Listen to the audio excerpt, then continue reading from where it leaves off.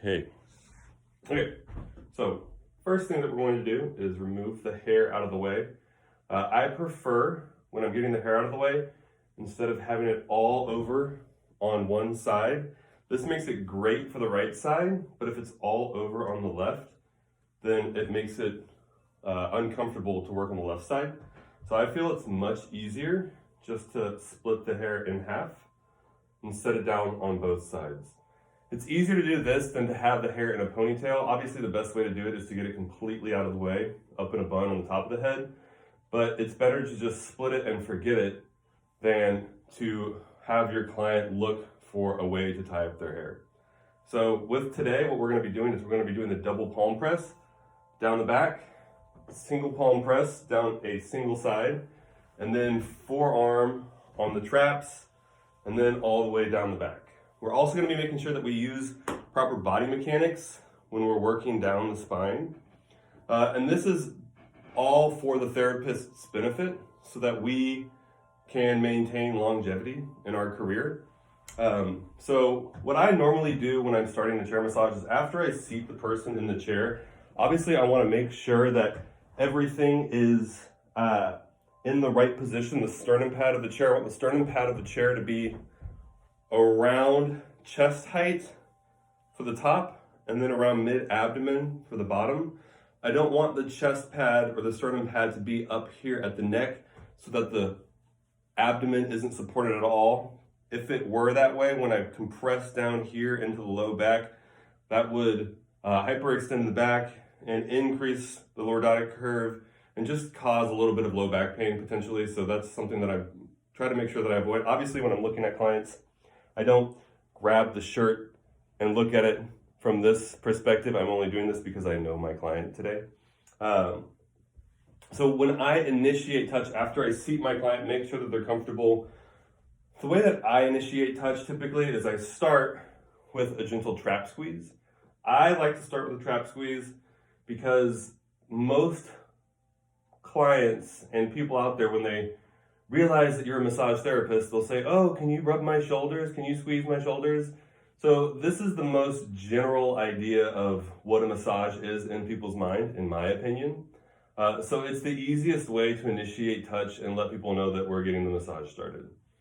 After that, I'm going to start with my double palm presses, moving down the spine. And now, obviously, in every single massage scenario, right, we like to ask at some point, how's the pressure? In chair massage, obviously, and in table massage, you do want to ask, how's the pressure, and do you want more or less? I always like to ask if they want more or less, because that gives them an option to choose so that they don't feel stuck just saying, yes, the pressure is fine. So as I am moving down the spine, you can't really see it. Let me see if I can change the angle of this so you can see me a little more, because I'm the star of the show today. It's so great being me. Let's see. Perfect, I guess. Yeah, that looks great. You can even see Jerry Garcia down there. So as I'm moving down the spine with my double palm press, I'm going to be moving my back leg further back instead of just pressing down like this. I want to maintain a 90-degree angle between my shoulder and my torso so that I'm not having to hyperextend my wrists as I push into the back. So as I slowly move down the spine, my back leg slowly moves back. And now sometimes with chair massage, one of the cons of doing chair massage is that I don't have control over the space that I'm working in. Sometimes I don't have enough space to lunge all the way back, to work all the way down to the base of the spine. In that case, usually once I get down to around where lower trapezius is, around T12, anywhere from about T8 and down, instead of double palm press, I will switch to loose fists. So I'll just put loose fists bilaterally. And this way I don't have to lunge as far because I am now closer to, or a little further away from my client than I am with the double palms. So it gives me a little more leeway for the distance that I have to lunge back. Now, sometimes you won't have any room back here to lunge, in which case sometimes you just have to take either a horse stance like this and drop in with your body weight. Remember, pressure is coming from gravity, right? My body weight is what's applying the pressure. It's not my physical strength. It's not the force of my shoulders applying the pressure. It's me setting into a specific spot and then just falling into it. The thing about chair massage too that makes it different from Swedish massage is chair massage is not about these grand gestures, these big swooping massage techniques. Yeah, that probably feels good right then and there that I did that. But sometimes, depending on what their clothing is, if I'm to rub their clothing up against their skin without any lubricant, like lotion or gel or oil, then it can cause irritation on the skin depending on the type of material that their shirt is, right? And I don't want to be rubbing over a bra. And I just don't want to be moving the shirt up, because if I were to move the shirt up too high, a lot of clients get kind of nervous about their low back being exposed.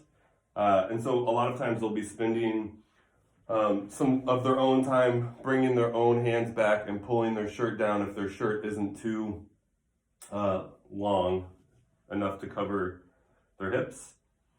So as I am moving down, if I decide to start doing my double palm press or double fist, loose fists back up, I don't want to drag my fists up to pull on, to make sure that I'm not pulling on that shirt. So as I'm moving up, I'm going to let go and then come back up, and then let go and then come back up. I don't want to be gliding up as I move. And another thing that's different about chair massage is, once again, is this is all static pressure. This is a really great introduction into NMT, neuromuscular therapy. There have been studies, and the studies are cited in, I believe, your NMT manual that you'll be getting, that state that the most effective way of releasing a trigger point or a tight muscle is static pressure. So with chair massage, we will just be doing, it says about 8 to 12 seconds of static pressure in each spot. 8 to 12 seconds is kind of boring to me, unless I'm really just focused on one specific spot. So what I like to do is about 3 to 5 seconds. And what I've realized that most students do is they're moving too quickly and they're not giving the muscles a chance to respond to the touch. If I were to do a massage like this, it can't be as relaxing because the muscles cannot have time to get released. This is a very stimulating massage that I'm doing it by moving at this pace. I see a lot of students uncomfortable with going slow. So don't be uncomfortable going slow. It might look boring to an outsider.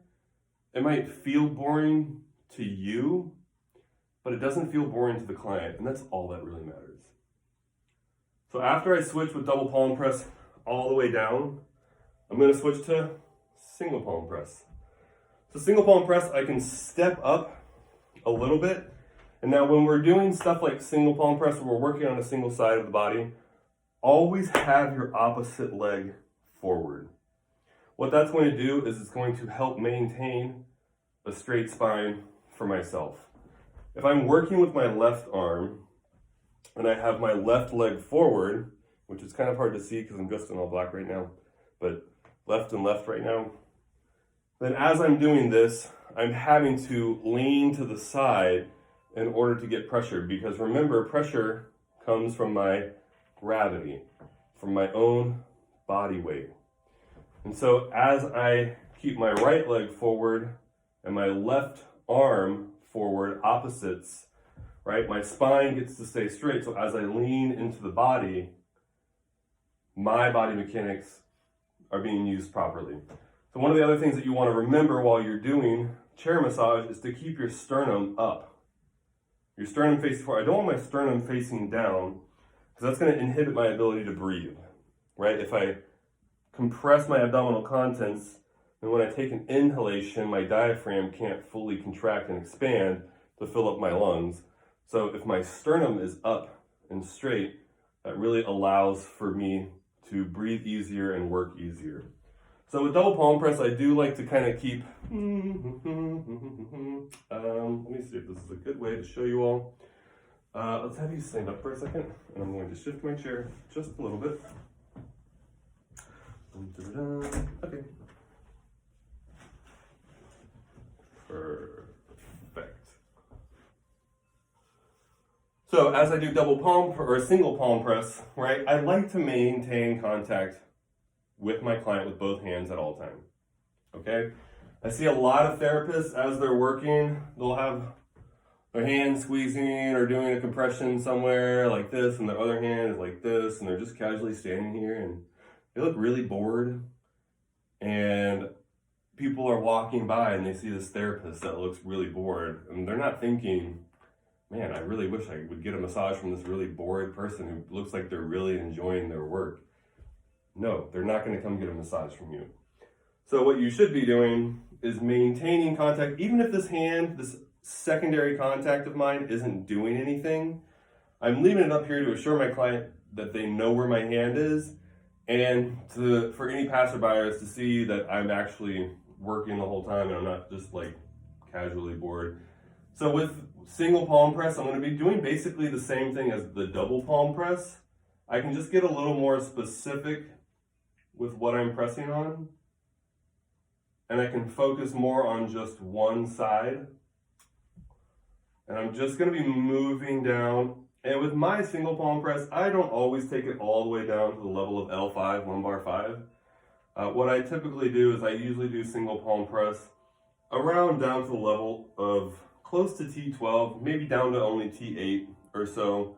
I'm really just trying to get a general guideline of lower trapezius. I'm not really trying to work the entire erector spinae group right now. I will be dealing with the erectors more specifically later on. So as I do the single palm press, I can then switch sides. And when you're switching sides, once again, maintain contact with at least one hand at all times, right? So as I'm coming down here, I can just transition like this. I see a lot of students transition like this. And it's, when you take your hands off of your client, the client doesn't know if the massage is still happening or not. If you've been doing a 10-minute, 12-minute massage and it's supposed to be 15 minutes, well, then after you take your hands off after 12 minutes, the client might think, like, oh, the massage is over, and then they'll sit up. So by maintaining contact with my client at all times, my client knows that the massage is not over yet. So I'm just going to do that same single palm press. I'm basically finding the medial border of the scapula right here, and then I'm putting my pisiform bone, which is one of my carpals, at the base of my hypothenar eminence, which is the pad of the pinky side, right along the medial border. And then I'm just going to, I can either follow the medial border around where it moves, or I can just go straight down and kind of follow the erector spinae group and try to get to most of lower trapezius. So what I'm going to be doing right now is I'm just going to kind of go down like I did on the other side and follow what would be lower trapezius. Although lower trapezius fibers do kind of go in this oblique sort of direction, this diagonal sort of direction. So I am more going straight down to follow the fibers of the erector spinae group. And now, like I said, I could continue all the way down the spine with the single palm press, but as I get around to the level of T8, I'm starting to have to hyperextend my wrist in order to get that pisiform bone, the weight behind it. So instead of doing that, I'm just going to use knuckles. Where are they? How do I show you my knuckles? You know what knuckles are. Right here. And I'll just drop my knuckles in. Same thing, I'm still going to be maintaining this contact up here as I drop my knuckles in. And as you can see, instead of having to have this deep of a lunge, I can actually step up a little bit and still maintain that straight spine as I work. And then just dropping my fist all the way down. And then I'm going to come back up to the top. And the next one, and a lot of times what I'll do, like as I'm doing right now, I might as well just explain it, is that one of my transitions too is just a sort of gentle trap squeeze, coming back to the basics, right? Right back to the beginning. And my next move is going to be the forearms down the spine. Now you can do forearms down the spine, and forearms are for more along the lines of people that want like a lot of heavy pressure, but they don't have to be. Forearms can be used, I mean, it's great for the massage therapist because I'm pretty much using the proximal 1/3 of my ulna, my forearm right here. I don't want to be using the distal 2/3 of it because in order to apply pressure with the distal 2/3, I would have to do elbow extension. And then I'm using my muscular strength to apply pressure instead of my body weight, right? I want to just lean into my client to apply pressure. That way I can maintain chair massage for 8 hours in a day. It's really, I mean, this is, as Carl Christie calls it, professional leaning. I'm literally getting paid to lean on people. And clients will ask you, how do you do this all day? Don't your hands get tired? No, my hands don't get tired because I'm barely using my hands at all. I'm just falling into the client. How do I lean all day? Is that what you're asking me? How am I a professional leaner? I don't know. It's really not magic. Anybody can do this stuff. So with forearm on the back, I like to keep my ulna or my forearm parallel to the spine between about the level of C7 and T6, T7, where the inferior angle of the scapula is. Once I get past the inferior angle of the scapula, I like to take my elbow or my forearm and make it perpendicular to the spine. That way it covers a little more area and I have less of a chance of bouncing off the erector spinae group. If they have a really tight erector spinae group, if I'm trying to just apply pressure directly on top of that, there's a good chance, I'm sure a lot of you have felt when you slide off of the erectors one way or another, either towards the spine and you hit the spinous processes, or off to the side and you just kind of hit the costals, the ribs. If we make our forearm perpendicular to the spine after the inferior angle of the scapula, then I have no chance of falling off the erector spinae group. And I can work my forearm down like that. And I like to say after the inferior angle of the scapula around T6, T7, because if I do it perpendicular up here, there's a good chance my ulna is going to bump into the medial border of the scapula or the spinous processes of the spine. After that, moving all the way down on both sides with my forearm. Remember, opposite leg forward. If I'm working with my left forearm, I need to have my right leg forward. And you can see, I see a lot of students working with their forearms like this, having to lean over like this. Well, my sternum isn't pointing up, it's pointing towards the ground right now. So in order for my sternum to point up, I need to step up into where the chair area is. And so now I'm here because as I was doing my double palm press, I'm all the way back here and still able to maintain a straight spine. As I'm doing my single palm press and forearm press, I need to step up into the chair to maintain a straight spine. And now when I get up to the top with forearm press, I don't want to take my forearm up onto upper trapezius and then pull down, because then I'm using muscular strength to apply pressure with that shoulder extension, right? I'm having to use my shoulder extensors to apply pressure like this. So instead of doing that, remember, I just want to fall into my client. So I'm going to face this way, and I'm going to use, once again, the proximal 2/3 or so, or proximal maybe even 1/4 of my ulna, of my elbow. Oh man, you guys can't see me right there. Let's make it so you can see me. Ta-da! Okay, proximal 1/4 of my elbow, and I'm trying to hit the area between the superior angle of the scapula and the cervical spine. I'm trying to hit exactly where levator scapula is. You can't really see exactly where I'm at, but I'm just going to fall in that general area and just try to make sure that you don't feel like you're hitting bone. That bone would probably either be that superior angle of the scapula. If you're hitting the clavicle, you are way too far anterior. And if you're hitting the spine of the scapula right here, then you are too far posterior. So I'm just going to find that one spot, that one sweet spot, and just fall into it. And sit here for 3 to 5 to 8 seconds, maybe even. And then as I release that, I can get in a little more specifically with the thumbs. We'll talk a little bit more about the thumbs next week when we do the neck routine. But for today, we're going to leave you with that, with the double palm press, the single palm press, and the forearm press. There's 2 more that are in the book that are written there. Petrissage and then piano fingers. Piano fingers is just like what it sounds like. But don't do like a really fast sort of piano fingers, right? Do a slow and firm pressure with your piano fingers, mostly on your client's upper traps. You can move down between the scapulas and get on the rhomboids, right?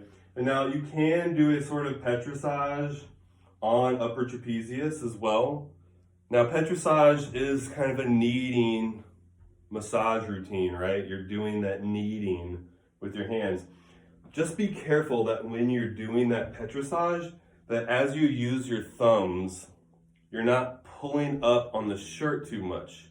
Because if I were to pull up on the shirt just a little bit, and then again a little bit, and then again a little bit, and then again, that little bit is going to get pulled up from the low back, and eventually you're going to expose their low back, which is something that we want to avoid when we're doing chair massage, especially in a public setting. Well, really, especially anywhere. And then it does also say elbow pressure and thumb pressure. If you have a client that wants more pressure than you're actually applying, or you feel like you're actually able to apply, that's another reason why we use that forearm. Instead of using the proximal 2/3, after I find that right spot and I lean into it, if they say, oh, that's not enough pressure, what I'm going to do is just flex my elbow a little bit. And if I flex my elbow, I'm applying the same amount of force, but instead of applying the force in this 2 to 3 inch radius or 2 to 3 inch length, I'm applying that same amount of force in one spot.